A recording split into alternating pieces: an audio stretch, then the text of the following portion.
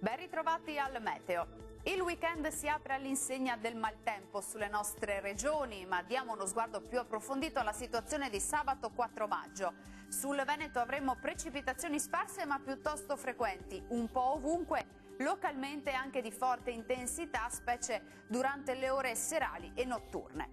Temperature minime tra 9 e 13 gradi, massime comprese invece tra 15 e 18 gradi. Spostiamoci ora sul Friuli Venezia Giulia, dove la giornata risulterà ancora perturbata sin dal mattino, con precipitazioni diffuse localmente anche di moderata intensità, e non si esclude la possibilità di qualche locale nubifragio.